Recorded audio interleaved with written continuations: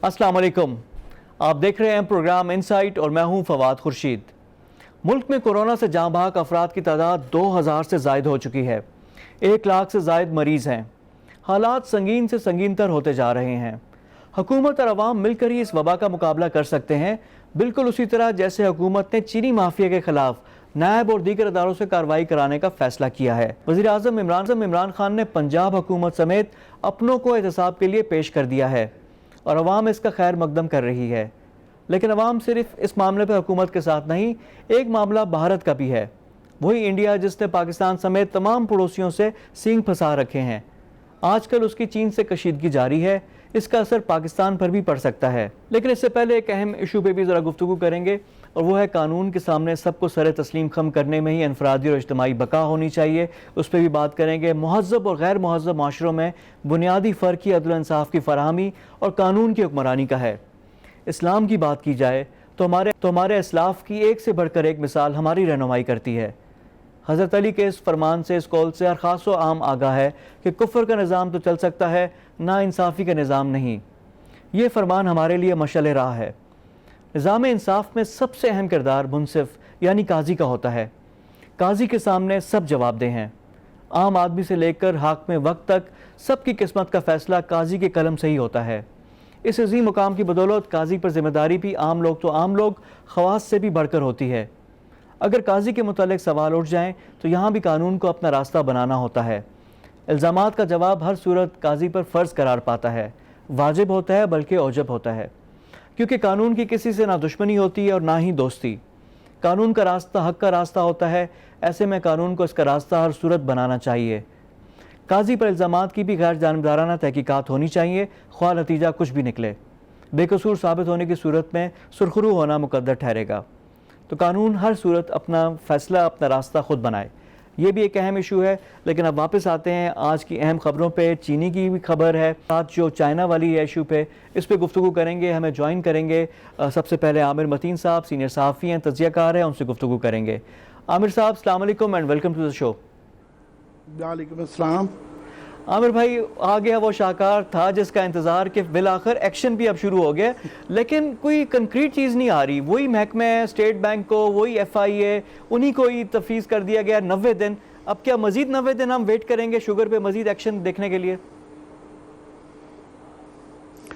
और ये रिपोर्ट तो आ गई है और कोई छोटी बात नहीं है। ये क्रेडिट PTI गवर्नमेंट का है और प्राइम मिनिस्टर इमरान खान का है कि उन्होंने ये रिपोर्ट जो है बनवा ली। और जो है hats off to those investigators also कि वाजिद साहब पे आगे ये इल्ज़ाम अपोजिशन वाले लगाते थे कि जी पनामा की JIT देखें, मगर ये इसके बाद साबित हो गया है कि उनके कोई ऐसे पार्टीजन व्यूज़ नहीं हैं और वो क्रॉस द बोर्ड इन्वेस्टिगेशन करते हैं। ये छोटी बात नहीं है, मगर अब जो है ये बिल्कुल ये एक इम्तिहान है कि इससे आगे हेयर ऑनवर्ड्स क्या होगा, क्या इस पर वाकई अमल होगा कि नहीं होगा, यही सबसे बड़ी इम्तिहान है।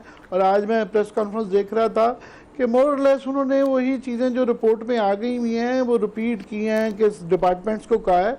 मैं समझता हूँ कि उनकी आज की प्रेस कॉन्फ्रेंस की ज़रूरत भी नहीं थी।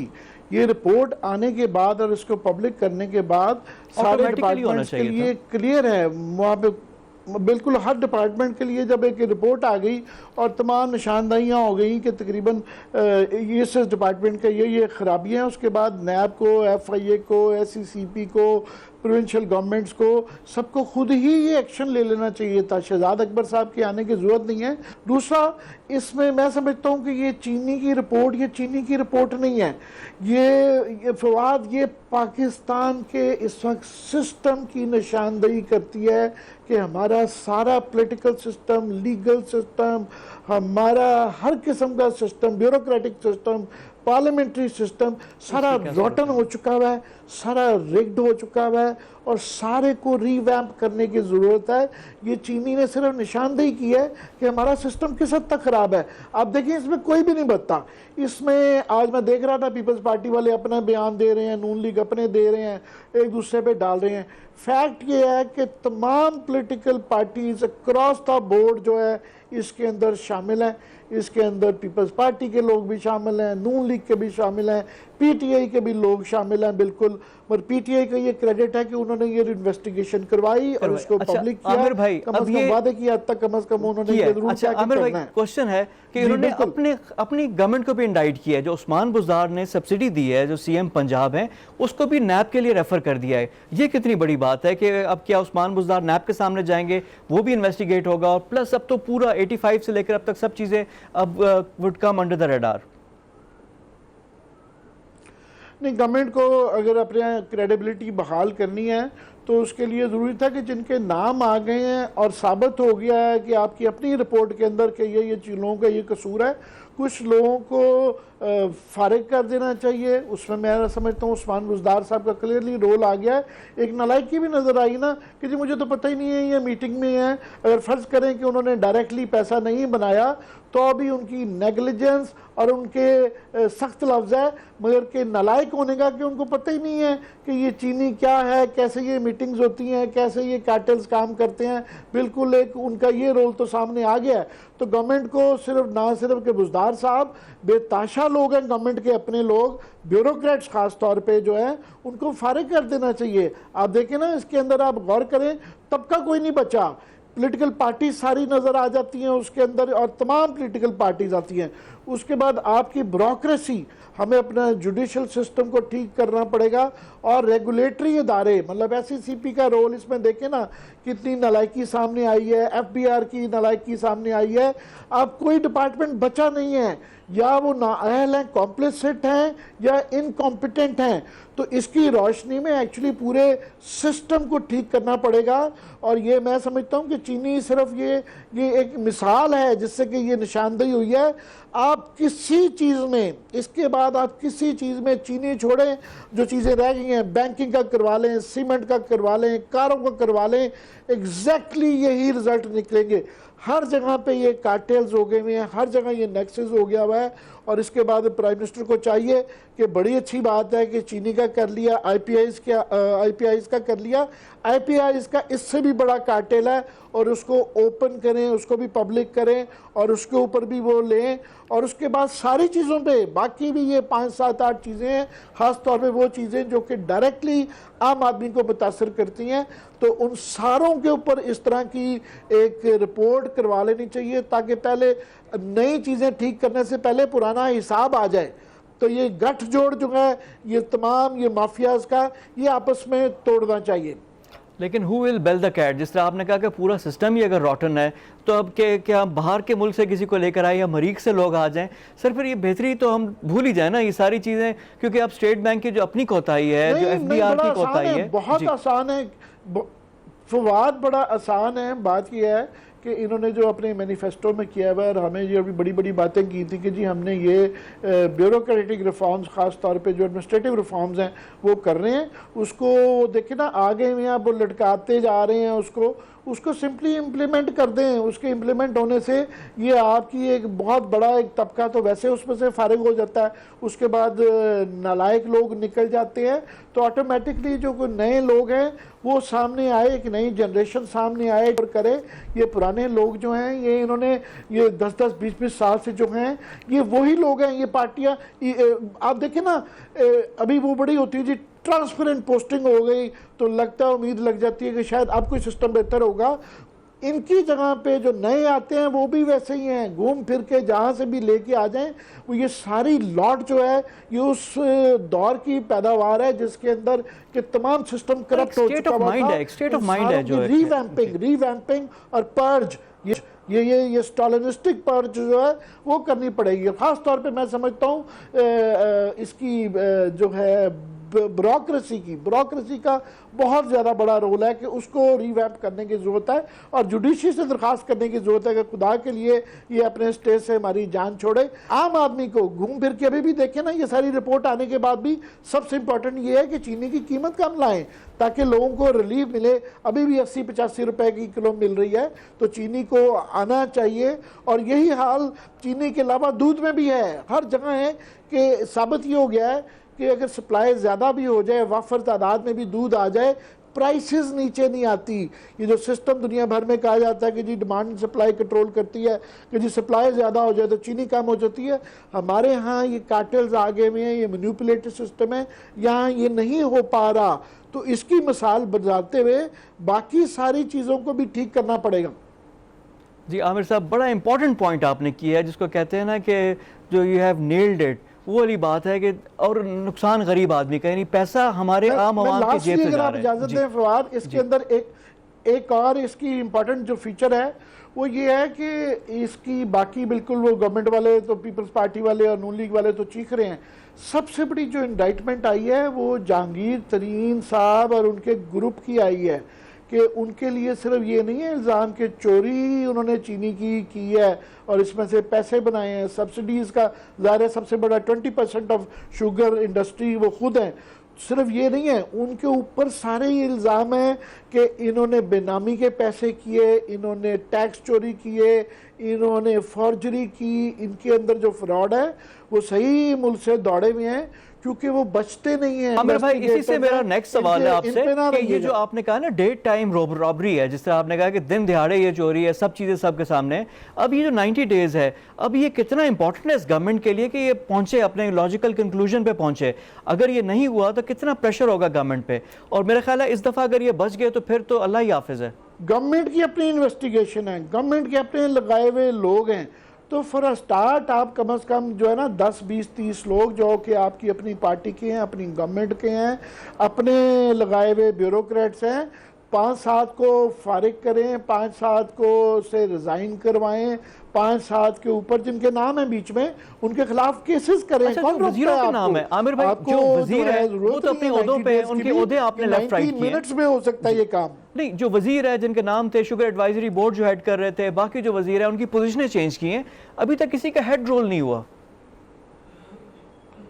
نہیں, وہ تو اب تو رپورٹ آ گئی ہے, ابھی تو ثابت ہو گیا ہوا ہے کہ جو لوگ ہیں شامل اس کے اندر بیوروکریٹس وزراء جو ہیں ان کو کم از کم وہ, یعنی آپ کہہ رہے ہیں ان کو نکالنا چاہیے, بس اب بہت ہو گیا. بالکل وہ کریں, جرمانے بھی کریں اور کرمنل کیسز بھی کریں. بالکل جو آپ کے پاس جو ثابت ہو گئے ہیں ان کو, بزدار صاحب کے لیپسز کے اندر کوئی انویسٹیگیشن کی ضرورت نہیں ہے.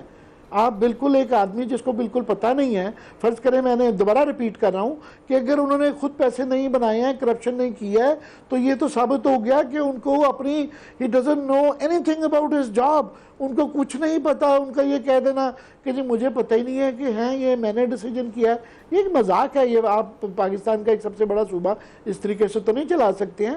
تو ان کے لیے انویسٹیگیشن 90 ڈیز کی ضرورت نہیں ہے, ان کی تو فوری طور پہ 90 منٹس کے اندر آرڈر کریں ڈسمسلز کے. لیکن ابھی اس طرح ہوتا ہوا کچھ نظر نہیں آ رہا, کیونکہ جو بھی چیز ہے اب لگتا ہے کہ اپنے ٹائم پہ ہی ہوگی. اچھا عامر صاحب, یہ تو اندر کی بات ہوگی. اب ایک کورونا اگر یہ نہیں ہوگی تو پھر آئندہ آئی پی آئی رپورٹ کی بھی نہیں ہوگی, وہ بھی نہیں ہو رہی, آئی پی آئی رپورٹ تو آ رہی بھی نہیں ہے. یہ بہت اچھا طریقہ کار ہے کہ انہوں نے یہ نہیں ہے کہ صرف لوگ لگا دیے, اس کو انویسٹیگیٹ کروایا ہوا ہے, اور 5-7 چیزیں ہیں کہ باقی ساری چیزوں کی, تمام سیکٹرز کی, جو میجر سیکٹرز ہیں خاص طور پہ جو کہ عام آدمی کو افیکٹ کرتے ہیں, جیسا کہ دودھ, جیسا کہ dairy for example, food supply, ساری جو فوڈ آئٹمز ہیں, جیسا کہ روزمرہ کے استعمال کی کاریں, فوڈ آئٹم, ساروں کی اس طرح کی رپورٹ کروائیں. یہ آپ کو واجد صاحب مل گئے ہیں, ایسا بندہ, اور ان کو میں سمجھتا ہوں کہ پہلے یہ غازی ہونے چاہیے, جن کو نشان عدر دے دینا چاہیے. یہ چھوٹی چیز نہیں ہے, یہ جس قسم کی وہ انویسٹیگیشن پڑھ کے پتہ چلتا ہے کہ محنت کی ہوئی ہے اور انہوں نے کسی کو نہیں بخشا. چلیں, یہ تو آپ اندر کی بات ہوگی. عامر صاحب, ایک آپ ریجنل صورتحال بھی بڑی ڈیولپ ہو رہی ہے. ایک تو اندر کا تو ہمیں پتہ ہی پتہ ہے, لیکن اب کیا کریں کہ جس ریجن میں ہم ہیں, جس خطے میں ہم ہیں, وہاں پہ جو بھی ڈیولپمنٹ ہوتی ہے اس کا اثر پاکستان پہ آتا ہے. اب کیونکہ آپ بڑا اس کو کلوزلی فالو بھی کر رہے ہیں, you are the one who pointed this out, جو انڈیا کے درمیان جو ہو رہا ہے اس سے پورا خطہ ڈی سٹیبلائز ہو رہا ہے. تو کیا سوال ایک دفعہ پھر کہ جنگ کا خدشہ موجود ہے انڈیا چائنا پاکستان کے اوپر, کیا اثرات آ سکتے ہیں؟ کیونکہ we are close to China, اوپر سے یو ایس کے انوالومنٹ بیک کر رہا ہے انڈیا کو, ہو رہا کیا اس ریجن میں؟ چائنا نے ابھی جو ہے ایک اس کی امپورٹنس یہ ہے, اور بڑا اچھا کر رہے ہیں کہ آپ نے اس ایشو کو ریز کر رہے ہیں, کیونکہ پاکستان میں اس طرح کی ڈیبیٹ نظر نہیں آ رہی جتنا امپورٹنٹ ہے. ہو کیا رہا ہے؟ ہو یہ رہا ہے کہ 2-3 چیزیں ہو گئی ہیں کہ اس وقت پورے خطے میں ایک قسم کا اسٹریٹجک ری الائنمنٹ ہو رہا ہے. چائنا نے جو کہ پارٹی ہے کشمیر کے اندر اور لداخ کے اوپر کیونکہ ان کا کلیم بھی ہے اور وہ سمجھ رہے ہیں انہوں نے اپنے 70 سال کے سارے معاہدے جو ہیں وہ سائیڈ پہ رکھ کے ڈائریکٹلی اس میں کود گئے ہیں کہ انڈیا کو جو یہ خاص طور پہ لداخ کو جو یونین ٹیریٹری بنا کے وہاں پہ سچویشن آن گراؤنڈ جو بدلی جا رہی ہے یہ ایک قسم کا ایک ریئیکشن آیا ہے. ہو کیا رہا ہے کیونکہ عام آدمی ناظرین کو یہ میں اس کے آسان اس میں بتا دوں کہ 2-4 چیزیں اور یہ کوئی ٹیکٹیکل نہیں ہے کہ یہ آج سے پہلے جو اس طرح کے ہلکے بلکے بارڈر کے جو سکرمشز ہو جاتی تھی لڑائیاں ہو جاتی تھیں یہ اس طرح کی نہیں ہے. یہ ایک اسٹریٹجک سوچی سمجھی چائنا کی موو ہے اور اس پہ ہمیں خاص طور پہ بہت زیادہ نظر رکھنے کی ضرورت ہے کیونکہ ہم ڈائریکٹلی اس سے افیکٹ ہوتے ہیں. پینگانگ لیک ہے ایک ہاٹ سپرنگز ہیں مگر ہمارے لیے جو سب سے زیادہ امپورٹنٹ ہے وہ جو یہ گلوان ویلی کے پاس جہاں پہ یہ بھی روڈ بن رہا تھا جہاں پہ بیس بنا رہا تھا انہوں نے. جی بالکل بالکل وہ بیس نہیں صرف بن رہا ہو یہ رہا تھا کہ ہندوستان نے پچھلے 20 سال میں وہاں ایک سڑک بنا لی ہے جسے جو کہلاتی ہے داربوک سے لے کے وہ ایک بیس جو ہے وہ دولت بیگ اولڈی DBO کہتے ہیں وہ اس کو بنا رہے ہیں. یہ DBO جو بیس ہے یہ بالکل جو ہے سیاچن کی بیس پہ سمجھ لیں اور یہ 8 کلومیٹر فاصلہ ہے اس کا کراکورم پاس سے.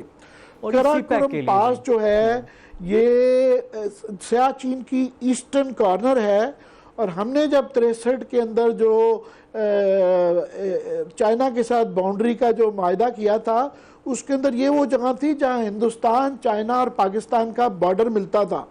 تو یہ بالکل اس کے قریب جو ہے ہندوستان نے جو ہے ساری جو سچویشن جو ہے لداخ کی بدلنے کی کوشش کی ہوئی ہے کہ خاص طور پہ یہ جو سڑک ہے تو چائنا نے کیا کیا ہے کہ انہوں نے یہ گلوان ریور یوں آ کے لگتا ہے اس کی شایوک ریور کے ساتھ تو شایوک ریور کے ساتھ یہ 250 کلومیٹر کی سڑک بنائی اور اس کے بعد پچھلے سال جو ان کے ڈیفنس منسٹر راجناتھ سنگھ صاحب اس کو انوگریٹ کیا تو یہ انہوں نے وہاں پہ ہائٹس پہ آ کے وہ ان کا جو سارا منصوبہ تھا جو کہ ہمیں ڈائریکٹلی سیاچن کو بھی افیکٹ کرتا تھا. دوسرا ایک خطرہ یہ تھا کہ فیوچر میں یہ والا انفراسٹرکچر جو ہے اگر کوئی سی پیک کے لیے یا پاکستان کے ناردرن ایریاز میں انہوں نے کوئی انکرجن کی تو یہ بلڈ اپ جو ہے اس کے اندر استعمال ہو سکتا تھا. نہ صرف یہ ہمیں افیکٹ کرتا تھا یہ اور ہمیں کرنے کا مطلب سی پیک بھی کیونکہ اب چائنا ڈائریکٹلی انوالوڈ ہے چائنا کو بھی کرتا تھا اور چائنا کی جو بارڈر ہے اس کو بھی افیکٹ کرتا تھا. تو وہ انہوں نے کہا جناب کہ یہ آپ وائلیٹ کر رہے ہیں کیونکہ ہندوستان لداخ کے اندر خاص طور پہ کوئی 3300 کلومیٹر کی سڑکیں بنا رہا ہے پھر ایک ریلوے لائن کا بھی منصوبہ ہے پھر یہ ایک سڑک بنا دی ہے پھر ایک پینگانگ لیک کے پاس ایک سڑک بنا رہی ہے. تو یہ جو بلڈ اپ انفراسٹرکچر کا کیا جا رہا تھا چائنا نے یہ اس بات کا فائنلی فیصلہ کر لیا ہے کہ ہندوستان جو ہے وہ کسی صورت میں بھی ان کا جو لارجر پروجیکٹ ہے چائنا نے کیونکہ اپنا سارا کچھ داؤ BRI جو بیلٹ اینڈ روڈ انیشیٹو ہے جس کا سی پیک ہمارا ایک کوریڈور ایک حصہ ہے اس طرح کے 5 اور کوریڈورز بھی ہیں.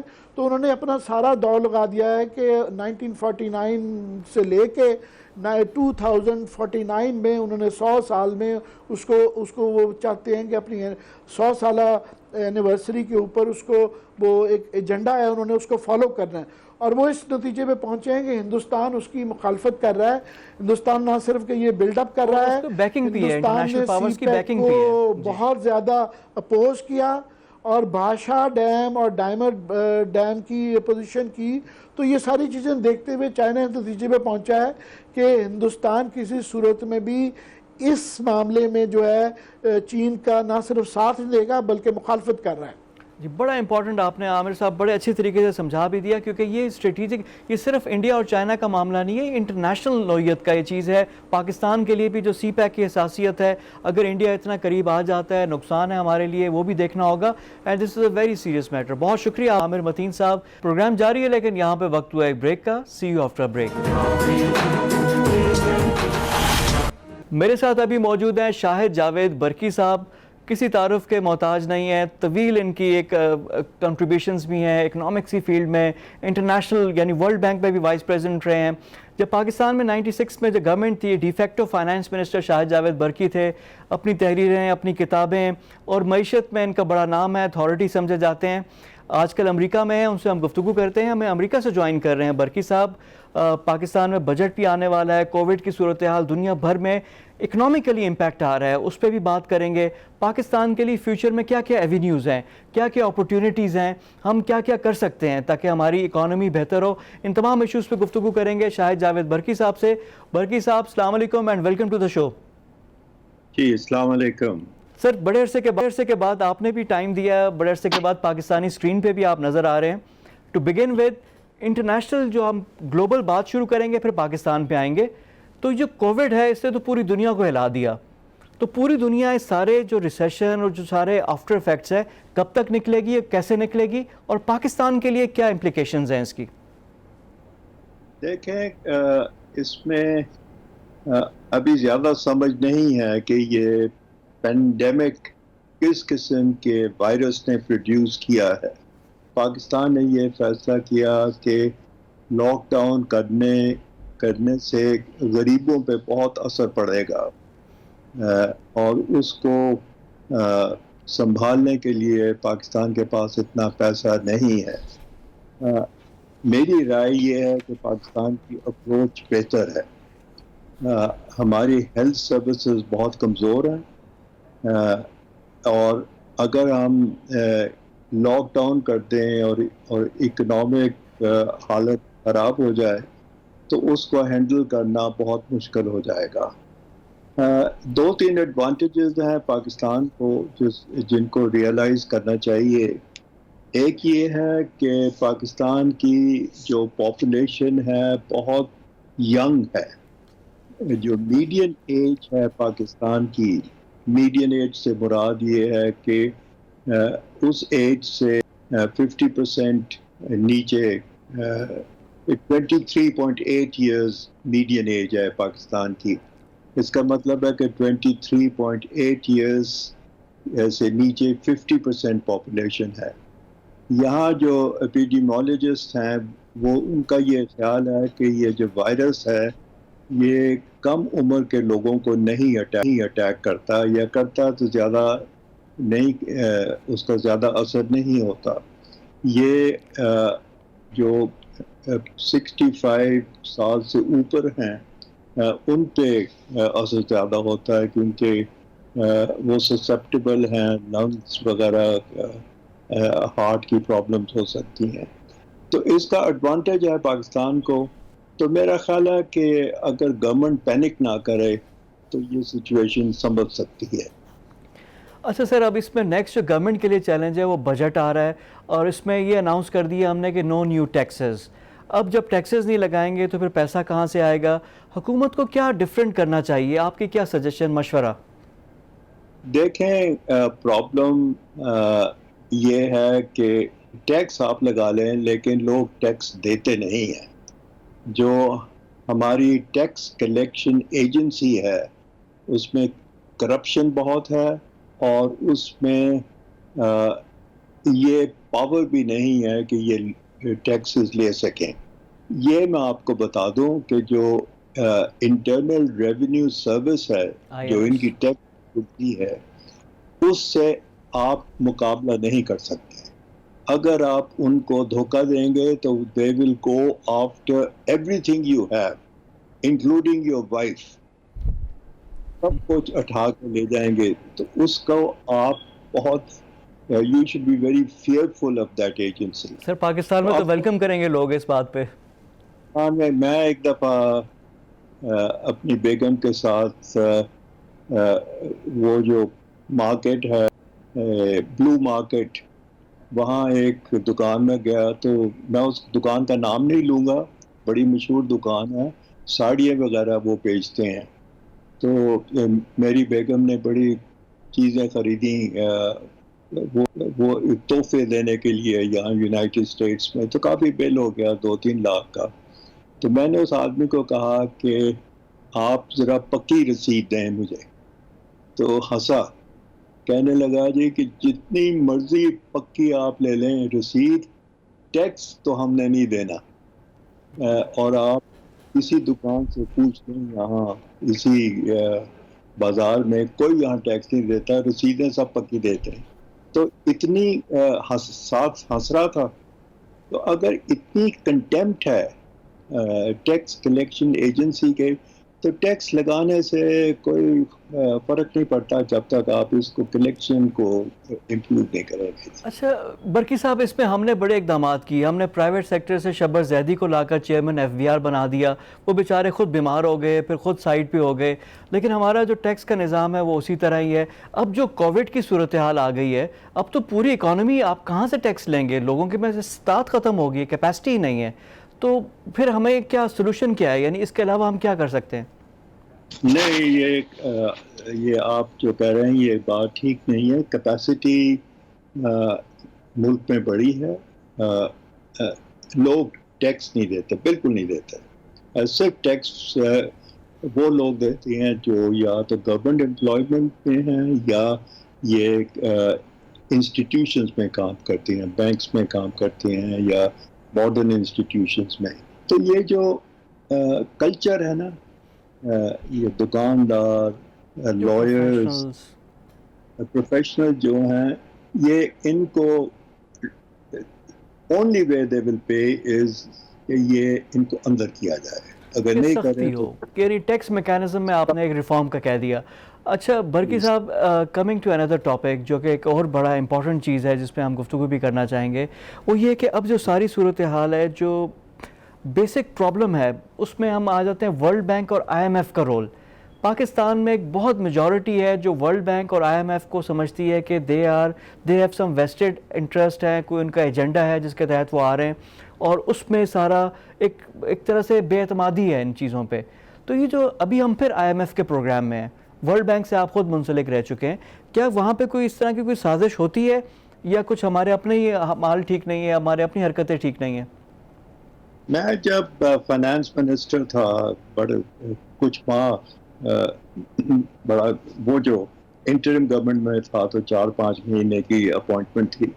تو مجھے ایک CNN جو یہ امریکن کیبل نیٹ ورک ہے, اس کی ایک عورت آئی دلی سے, شی فلو ان ٹو انٹرویو میں. تو انڈین تھی, مجھے کہنے لگی کہ مسٹر برکی آپ اکانومسٹ ہیں, ویل نون وغیرہ وغیرہ, تو آپ ایک ایسے ادارے میں کام کرتے ہیں جو لوگوں کا خون چوس رہی ہے, تو یہ آپ کیوں کر رہے ہیں؟ یہ کہتی میں نے ابھی کیمرہ آن نہیں کیا تو ابھی یہ ریکارڈ نہیں ہو رہا تھا, ایسے ہی میں آپ سے. تو میں نے اسے کہا کہ یہ جو آپ نے بات کی ہے بالکل غلط ہے. یہ انسٹیٹیوشن کسی کا خون نہیں چوستے. اگر آپ کو یہ انسٹیٹیوشن نہیں پسند تو نہ بلائیے ان کو. یہ یہ انسٹیٹیوشنز اپنے آپ کو فورس نہیں کرتے انڈیا پہ, پاکستان پہ, بنگلہ دیش پہ. یہ بلائے جاتے ہیں, اگر یہ کام ٹھیک نہیں کرتے تو ان کو نکال دیں.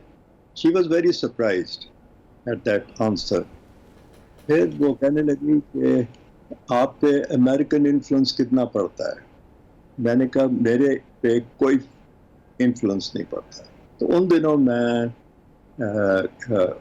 وائس پریزیڈنٹ تھا لیٹن امریکہ کا, تو مجھے امریکنز نے ایک دفعہ کچھ کہا کہ یہ میکسیکو میں ہمارا خیال ہے کہ آپ یہ کر دیں. تو میں نے کہا نہیں, میں بالکل نہیں کروں گا. تو that was the and of the matter. تو جو سینئر لوگ ہیں ورلڈ بینک میں, ان کے پاس بہت اتھارٹی ہے اور کوئی پریشرز نہیں پڑتے. میں تو 26 سال رہا ہوں بینک میں, سینئر موسٹ پوزیشن میں نے ہولڈ کی بینک میں.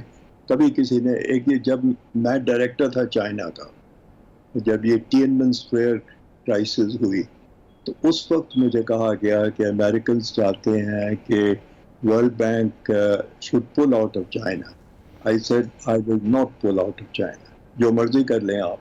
تو میں نے مجھے تھوڑا سا تھریٹ کیا, لیکن ultimately I did what I wanted to do. تو یہ ہے جواب میرا.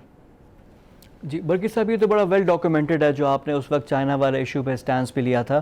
اب finally sir, government of Pakistan کو, کیونکہ آپ کا فائنانس کا بیک گراؤنڈ ہے, اکنامکس کا بیک گراؤنڈ ہے, واٹ از دا ایڈوائز, مشورہ کیا دیں گے کہ کیا ہمیں کرنا چاہیے؟ میری ایڈوائس دو تین چیزیں.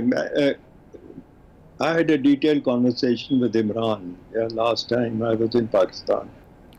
تو ایک تو میں نے یہ کہا کہ آپ یہ اپنی ٹیکس کلیکٹنگ ایجنسیز کو اسٹرینتھ دیں اور ان کو یہ پاور دیں کہ وہ ایکشن لے سکیں اور ایسے لوگ کریں جو ہمارے ہاں کرپشن بہت بڑھ گئی ہے.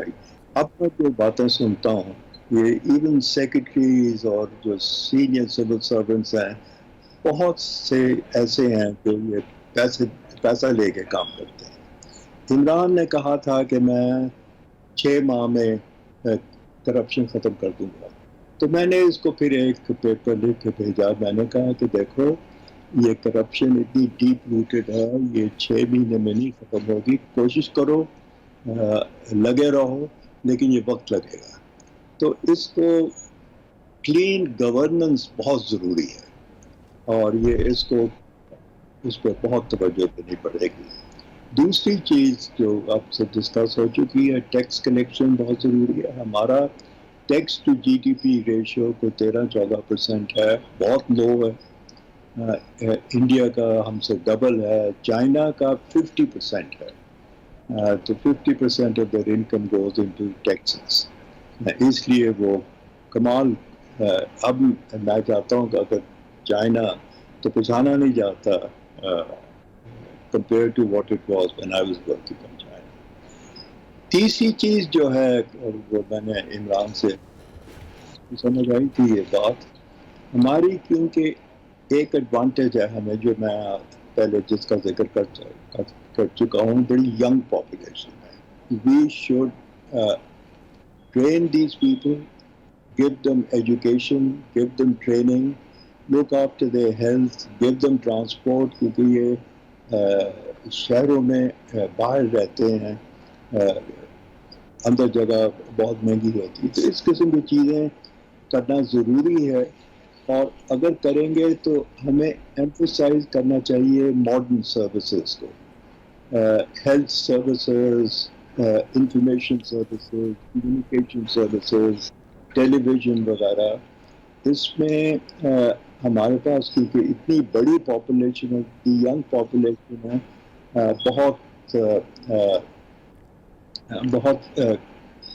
بہت کچھ ہو سکتا ہے, ایکسپورٹ بھی اور اندر بھی. ہمارے یہاں کیپیسٹی نہیں رہی to do these kind of things. I mentioned this to a number of people in Pakistan کہ یہ کہتا ہے nobody took any interest and nobody did anything, which is very unfortunate. تو یہ 4-5 چیزیں. عمران کو میں نے کہا تھا کہ you need a new development paradigm. اب وہ ایکسپورٹ مینوفیکچرز کو ایکسپورٹ کرنا is the only way out. جس طرح کوریا, تائیوان, تھائی لینڈ وغیرہ نے کیا, پھر چائنا نے کیا, وہ اب وقت نکل گیا, وہ نہیں ہو سکے گا. ہمیں سروس سیکٹر کو توجہ دینی چاہیے, جن کا میں نے نام لیے ہے, health services, information, communication, education. Imran کو میں نے کہا کہ سب سے بڑا سیکٹر جو اس وقت گرو کر رہا ہے وہ ہے اسپورٹس سیکٹر, اور China is the largest importer of sports services. اس پہ کام کرو, how to manage sporting events, how to train people, how to bring them up. جی, یعنی برکی صاحب کافی اپورچونیٹیز ابھی بھی موجود ہیں. آپ کا ایک ہے کہ اسٹرکچرل ریفارمز یعنی ٹیکس کلیکشن, جو مشینری ہے, جو گورننس ہے ادھر, اور پھر جو فیوچر کی جو چیزیں ہیں, اور چائنا کے ساتھ جس سے آپ نے ریپیٹڈلی کہا کہ وی نیڈ ٹو کولیبریٹ تاکہ ہم اس سے نکلیں. اور ہر جو ایڈورسٹی ہوتی ہے وہ اپورچونیٹی بھی لے کر آتی ہے, مشکل حالات سے کوئی نہ کوئی راہیں بھی نکلتی ہیں. بہت شکریہ آپ کا شاہد جاوید برکی صاحب, بڑے عرصے کے بعد پاکستانی ٹیلی ویژن پہ بھی آئے, ہم سے گفتگو بھی کی. پروگرام میں وقت ہو گیا ایک بریک کا. بریک کے بعد آ کر گفتگو کا سلسلہ جاری رکھیں گے. Stay with us. بریک کے بعد پروگرام میں دوبارہ خوش آمدید. اب ہمیں جوائن کر رہے ہیں اکرام سہگل صاحب, دفاعی تجزیہ کار بھی ہیں, ان کے کالم بھی آپ دیکھتے ہیں, ٹی وی پہ اپنے تبصرے بھی کرتے ہیں. ان سے ہم گفتگو کریں گے جو کہ پاکستان کی صورتحال انڈائریکٹلی ہم افیکٹ ہوں گے. جو چائنا اور انڈیا کے درمیان بارڈر اسکرمشز ہو رہی ہیں, جو چیزیں ہو رہی ہیں, اور جو انڈیا کے جو جمناسٹک ڈیزائن ہے کہ انہوں نے چائنا کے ساتھ بھی، نیپال کے ساتھ بھی، بارڈر ایشوز پہ کیے ہوئے، پاکستان کے ساتھ تو ایک طویل ایک فہرست ہے. یہ ساری صورتحال ہے کیا؟ اور یہاں پہ جو بیکنگ کی بات کی جا رہی ہے کہ انڈیا کو امریکہ بیک کر رہا ہے، اور جہاں پہ نیپال کی بات ہے تو انڈیا الزام کرتا ہے اس کو چین بیک کر رہا ہے، اس سے پہلے بھوٹان پہ بھی یہ ہو چکا تھا. یہ ساری چیزیں ہیں کیا؟ اس پہ گفتگو کریں گے اکرام سہگل صاحب سے. اکرام صاحب السلام علیکم and welcome to the show. وعلیکم السلام Fawad and thank you for having me. Ikram صاحب, ٹو بگن ود وار کی پاسبلٹی انڈیا اور چائنا کے درمیان کیا ہے یا بالکل یہ خام خیالی ہوگی کہ یہ بارڈر اسکرمشز تک محدود رہے گی چیز؟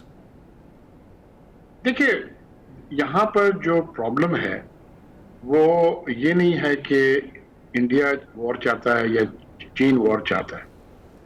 پرابلم یہ ہے کہ سرکمسٹانسز جو ہیں ایسی ہوتی ہیں جو سرٹنلی آپ کو اس طرف لے جاتی ہیں جو آپ کے آؤٹ آف کنٹرول ہے. میں 2-3 چیزیں آپ سے عرض کرتا ہوں. سب سے پہلے اس کی بڑی لمبی ہسٹری ہے. 1959 میں چین اور انڈیا کے پاس کافی اچھا ایک معاہدہ ہوا تھا, لیکن اس کو 1961 میں جواہر لال نہرو نے اس کو وائلیٹ کیا by having a forward policy. Forward policy میں انہوں نے 43 پوسٹ کیے لداخ میں اور نارتھ ایسٹ فرنٹیئر ایجنسی میں. نارتھ ایسٹ فرنٹیئر ایجنسی وہ بالکل آسام کے ساتھ ہے, لداخ جو ہے آپ کو پتہ ہے کشمیر کے ساتھ پڑتا ہے. نا اس وقت ان لوگ نے, انڈیا نے یہ غلطی یہ کیا کہ اس وقت یہ نئے گوا کے ساتھ ان نے پولیس ایکشن کر کے گوا ٹیک اوور کر لیا تھا. ان نے اوور ریٹ کیا اپنی آرم فورسز کو اور یہ سوچا کہ ہم کیونکہ ماؤنٹینس ایریا ہے, چین کی بڑی لمبی لائن آف کمیونیکیشن ہے, ہم چین کو بڑی جلدی سے ہم اس جگہ سے نکال دیں گے. تو آپ ان کی اس زمانے کی میڈیا رپورٹس پڑھیں اور وغیرہ وغیرہ تو دیکھیں کہ میڈیا نے ان کو بڑا ایگ آن کیا. میڈیا کے اندر بار بار اسٹیٹمنٹس آتے تھے, تھرو دا چائنیز آؤٹ, جوان سوئنگ انٹو ایکشن وغیرہ وغیرہ. میں آپ کو 50 ان کے ہیڈ لائنز زمانے کی. اور سر اس کی مس کیلکولیشن کا 62 کی وار پہ انہوں نے خمیازہ بھی بھگتا, اور جواہر لال نہرو, اور اس کے بعد سر آپ نے خود لکھا بھی ہے, آپ کا اپنا کالم میں پڑھ رہا تھا جو آپ نے, جو ہینڈرسن بروکس اور جو بھگت رپورٹ ہے, یعنی اس میں بھی تو بڑا انہوں نے کیسٹائز کیا ہوا ہے انڈیا کو, اپنی اس وقت ملٹری لیڈرشپ کو, پولیٹیکل لیڈرشپ کو. کوئی سبق نہیں سیکھتے ہم لوگ ہسٹری سے؟ اب وہی چیزیں, وہی غلطیاں پھر ریپیٹ کر رہا ہے انڈیا. دیکھیں ایک تو انڈیا نے اپنے کو ایک بالی ووڈ ٹائپ ایک ہائپ کریٹ کر دی تھی اپنی شائننگ انڈیا والی, ٹھیک ہے جی. وہ آپ دیکھیں کہ تھوڑی بہت پہلے ایون پینڈیمک سے پہلے ہی اکنامک کرائسس ایک آ گئی تھی انڈیا کے اوپر, اور وہ اکنامک کرائسس جانے والی نہیں ہے, اور یہ پینڈیمک کی وجہ سے کافی ایکسپینچیٹ ہو گئی ہے. وہ تیسری بات یہ, جب بالی ووڈ کی ہائپ کریٹ کی گئی ہے, بالی ووڈ میں آپ موویز دیکھیں, ایک نہیں 10 موویز نہیں 100 موویز نکل آئی ہیں انڈین آرمی کو دکھاتے کہ انڈین آرمی سب جگہ میں کامیاب ہو رہا ہے, انڈین آرمی پتہ نہیں کیا کر رہا ہے. اس سے پبلک کو انہیں بالکل ایک ہائپ کریٹ کر دیا پبلک کے اندر کہ انڈین آرمی کچھ بھی کر سکتا, ٹھیک ہے جی. نا اس ہائپ کے ساتھ یہ جب چائنیز آئے تو اس وقت انڈین پبلک میں ہائپ آئی کہ یہ چائنیز کیوں آئے, چائنیز کو ملا ہے. تو آپ کو میں 1 سال پہلے, 1 سال نہیں 2 سال پہلے بھوٹان میں لے جاتا ہوں.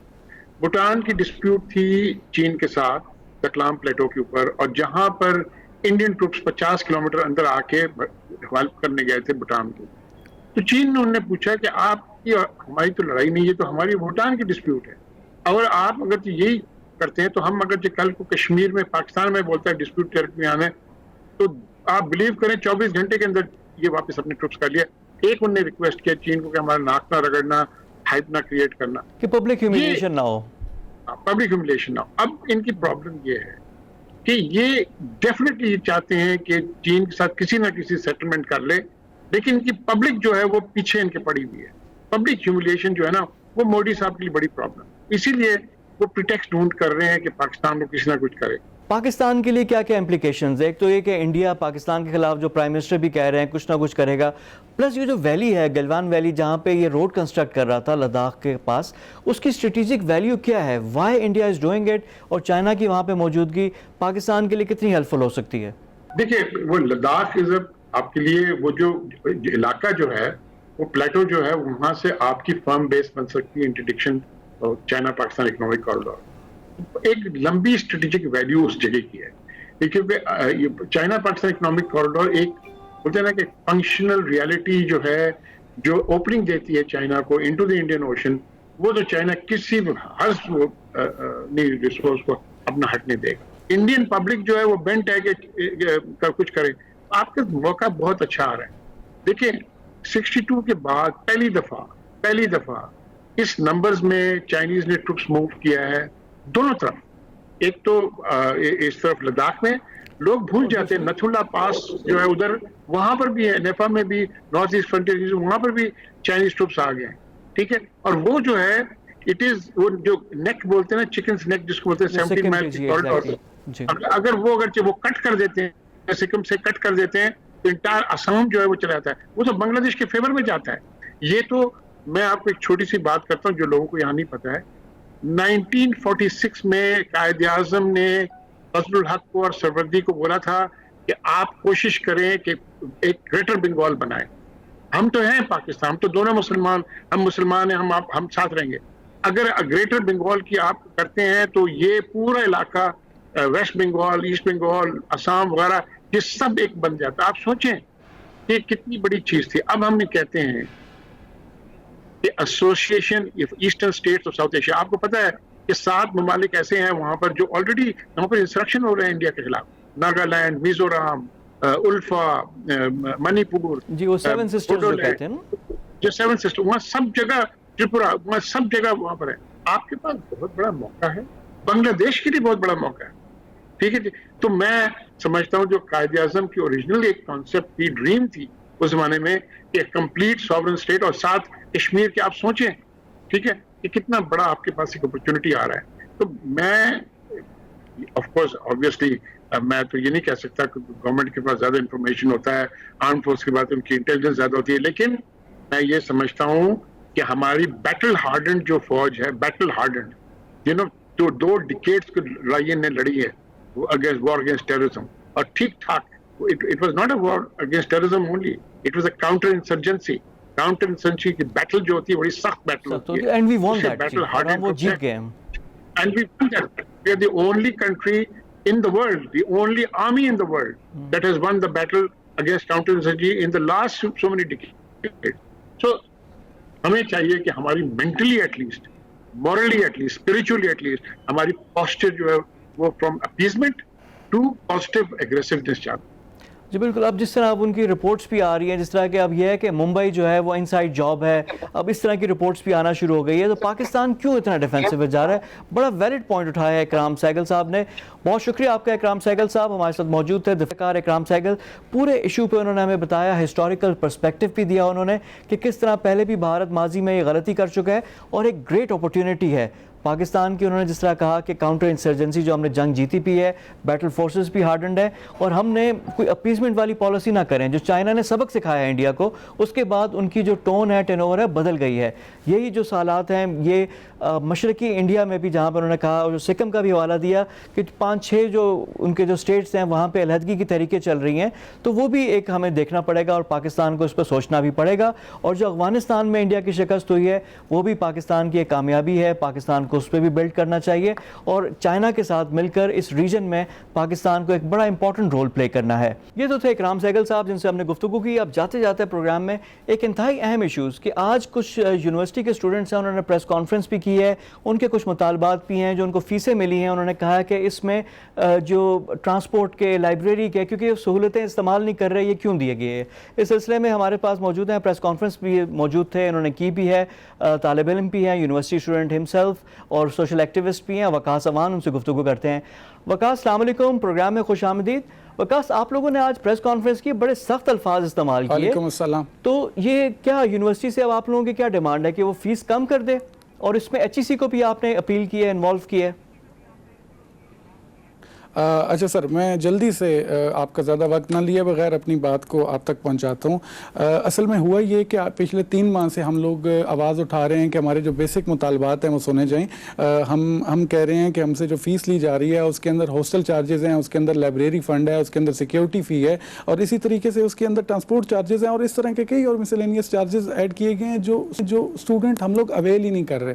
دوسرا ایشو یہ ہے کہ ہم لوگ جو اسٹوڈنٹس ہیں, جو ریسرچ کے فائنل ایئر پروجیکٹ کے اسٹوڈنٹ ہیں یا MS PhD کے اسٹوڈنٹ ہیں ریسرچ کے, جن کا کام لیبس میں جا کے ہوتا ہے, تو وہ تو آبویسلی اس کو کیری نہیں کر رہے, پورا سیمسٹر ان کا ضائع ہو گیا ہے. تو ہمارا ایک یہ ساتھ مطالبہ فی میں بھی ہے کہ ان کی اس فیس کو نیکسٹ سیمسٹر میں اکوموڈیٹ کیا جائے جب وہ جا کے لیب میں کام کریں گے, یا نیکسٹ یا ایون اس سے جب نیکسٹ سیمسٹر آتا ہے. اچھا, اب پچھلے 3 ماہ سے سر ہم نے اس کی آواز اٹھائی, پہلے سوشل میڈیا پہ, پھر اس کے بعد ہم نے اپلیکیشن دی ایجوکیشن منسٹر کو, منسٹری آف ایجوکیشن کو, ہائر آپ کو ابھی تک کسی نے انگیج نہیں کیا؟ HACP ہے نا یونیورسٹیز کے لیے, تو HAC, آپ کو کسی نے ابھی تک انٹرٹین نہیں کیا, کوئی بات نہیں کرنے کے لیے تیار؟ یونیورسٹیز کیا کہہ رہی ہیں, ان کا کیا موقف ہے؟ سر کوئی تیار نہیں ہے. مطلب آپ کو بتا رہا ہوں نا کہ کوئی ہمیں جب ریسپانس نہیں ملا, 3 جون کو ہم نے پروٹیسٹ کیا, ایک اعلامیہ پروٹیسٹ تھا جس اس میں 30-40 لوگ تھے, اور میرے خیال ہے کوئی 500 پولیس کی نفری وہاں موجود تھی, جیسے ہم شاید انڈیا سے آئے ہوں. بہرحال لیکن وقاص اب یہ دیکھیں نا, آپ نے کال بھی کی احتجاج کی, اب ملک کی صورتحال آپ کے سامنے ہے, کووڈ ہے, ساری جو اب صورتحال آپ کے سامنے ہے کورونا کی وجہ سے بھی, آپ لوگ اس میں احتجاج اور کریں گے تو مزید صورتحال خراب نہیں کریں گے؟ سر میں یہی کہہ رہا ہوں کہ احتجاج پر مجبور کیوں کیا جا رہا ہے؟ ہم تو احتجاج کرنا ہی نہیں چاہتے, ہم تو اسٹوڈنٹ ہیں, ہماری تو مطلب ہم کوئی پولیٹیشنز نہیں ہیں کہ ہم جلاؤ گھراؤ کریں گے, ہم ٹائر چلائیں گے, ہم ٹانگیں ماریں گے دفتروں کو جا کے. تمہاری بات خدا رہا ہمارے مطالبات کو سنا جائے, ہمارے جائز مطالبات ہیں, ہم بالکل بیسک چیزیں کہہ رہے ہیں, اور اس کا ہم نے پراپر پروسیجر اڈاپٹ کیا. ہم نے اپلیکیشنز دی ہیں, میں نے جو ابھی اپلیکیشن HEC کو دی, اس کے اندر میں نے کوئی 40 پیجز کی فائل دی ہے, جس کے اندر تمام فی واؤچرز موجود ہیں, جس کے اندر ہم پرانی اپلیکیشنز دے چکے ہیں وہ موجود ہیں. لیکن المیہ یہ ہے کہ یہاں پر جب تک باہر نہ نکلا جائے, نعرے نہ لگائے جائیں, جلاؤ گھراؤ کی باتیں نہ کی جائیں, تب تک آپ کی بات نہیں سنی جاتی. پروٹیسٹ کے بعد فوراً ہمیں بلا لیا گیا اپنا ہائر ایجوکیشن کمیشن کے آفس میں, اور کوئی 3 گھنٹے کے مذاکرات میں اس کو خود لیڈ کر رہا تھا.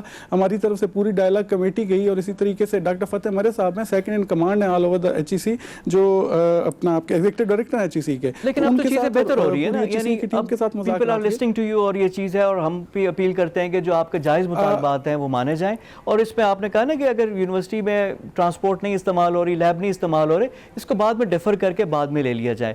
بہت شکریہ. وقاص ہمارے ساتھ موجود تھے. اسلام آباد کا ایک ایونٹ تھا, آج ہم نے دیکھا تھا کہ یہ سارے لوگ موجود تھے, پریس کانفرنس کی, ہم نے کہا ہائی لائٹ کرتے ہیں کیونکہ ڈیمانڈز ان کی کافی جینوئن بھی تھی. یہ تو تھا آج کا پروگرام انسائٹ. اگلے ہفتے مزید موضوعات کے ساتھ آپ کی خدمت میں حاضر ہوں گے. بجٹ کی بھی آمد ہے, اگلا ہفتہ فوکس ہمارا بجٹ پہ ہوگا, اس پہ بھی پروگرامز کریں گے. تب تک کے لیے فواد خورشید کو اجازت دیجیے. خدا حافظ.